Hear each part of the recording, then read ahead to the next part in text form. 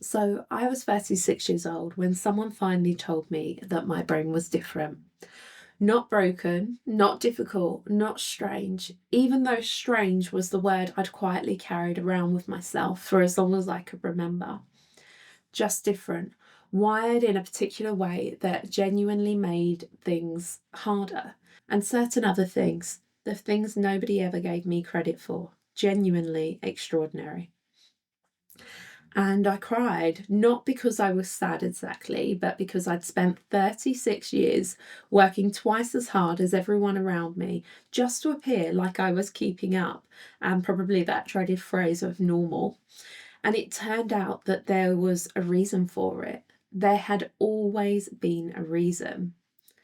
And here's the thing about getting to that age without knowing. You develop workarounds, you develop coping strategies, you develop an entire version of yourself that can function in the world's systems at an enormous cost to the version that exists underneath. I got so good at it that people were calling me Superwoman. That's not me being immodest. That was genuinely what people said. That was the mums at the school, that was family, that was colleagues. And I want you to hear what I was doing every single time I heard someone say that. I was burning out. I was completely silent behind a performance that was so convincing that even I half believed it.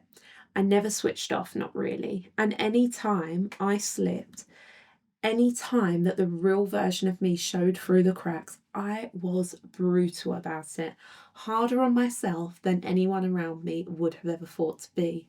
There were headaches, chronic, relentless headaches that I couldn't explain.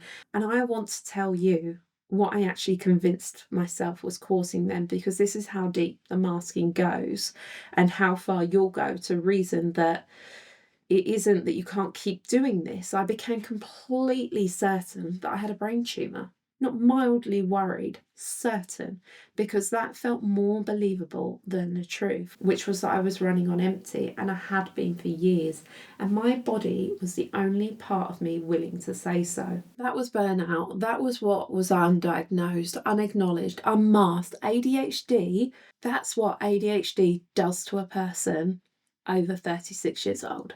I wasn't struggling, I just had a brain tumour.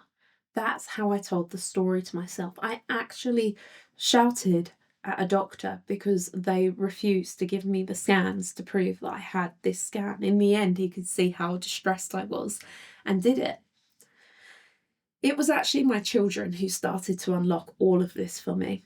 About 2 years ago, we started looking into what was happening for my second child, some behaviours that were raising questions that deserved proper answers. And in that process of learning, reading and researching and falling down every little rabbit hole going, which, if you know ADHD, you will recognise as an extremely ADHD response to a situation.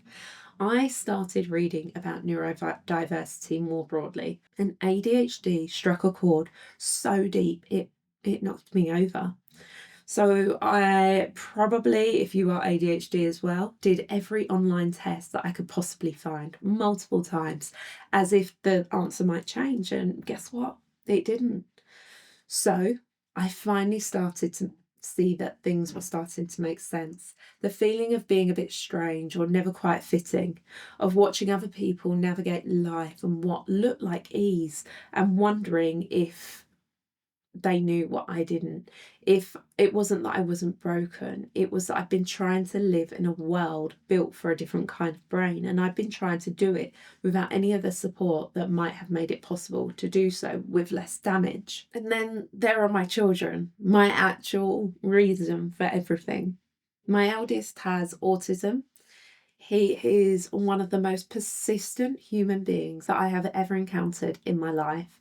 And I say that with absolute awe. When he decides he's going to do something, he does it. And when he was 8 years old, he decided he was going to solve a Rubik's Cube. So he spent days on it.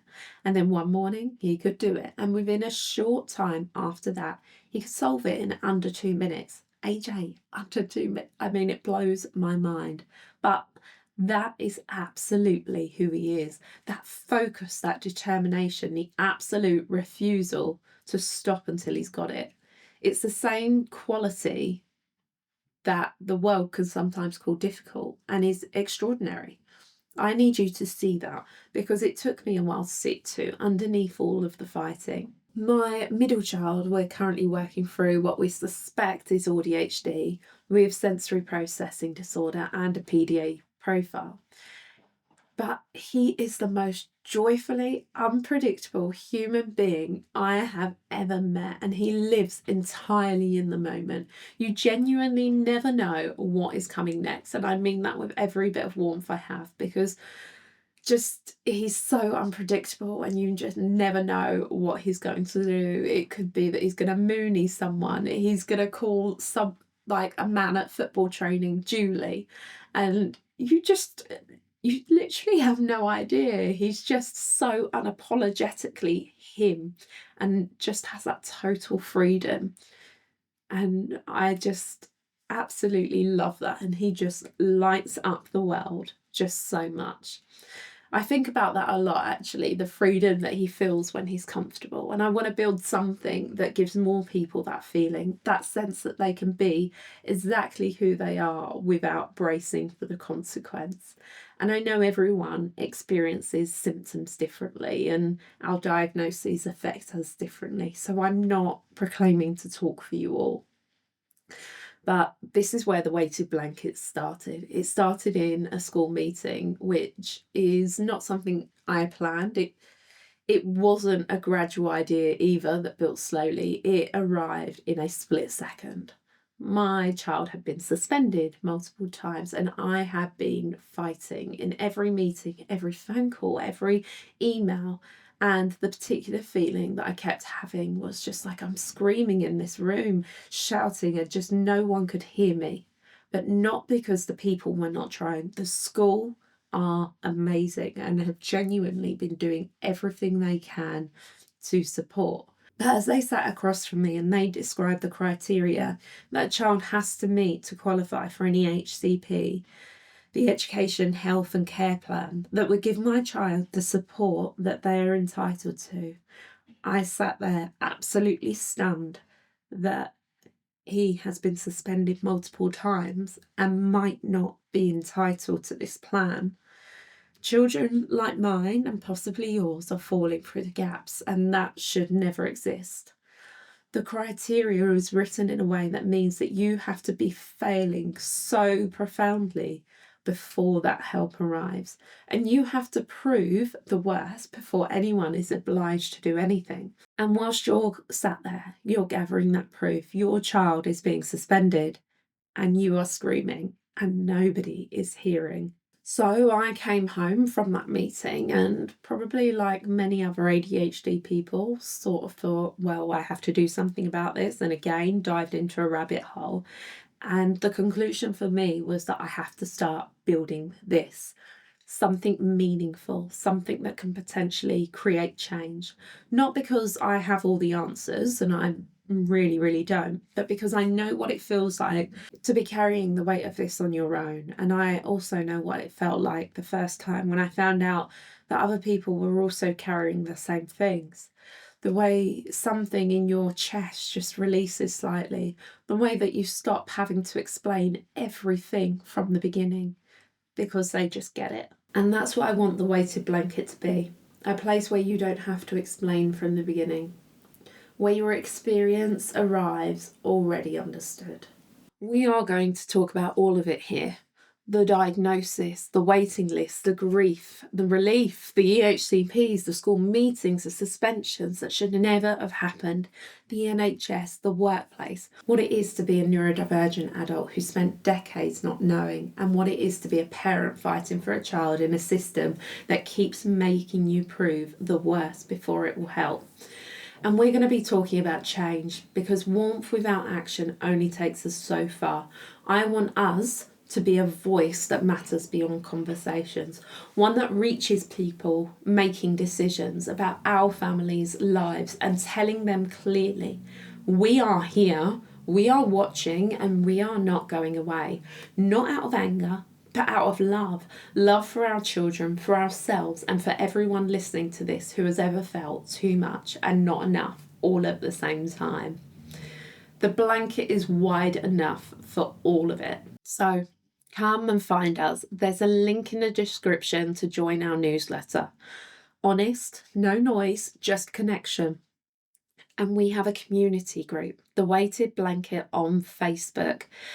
If you want somewhere to land right now. Next week, we're talking about something that has a name that a lot of people don't know yet. But the moment they hear it, they'll recognise it immediately. I can't wait to have that conversation with you. If any of this has landed for you, if you recognise yourself in it or someone you love, I'd genuinely love to hear from you. Come and find us in the Weighted Blanket community on Facebook or drop me a message. You don't have to have anything figured out, just come as you are. And there's a question I'm going to be asking to every guest on this podcast, and I want to ask it of you too. What do you wish someone had told you about yourself or someone that you love before you had figured it out the hard way? Come and tell me in the community. I'd genuinely love to know. You're not alone, and I'll see you in the next one.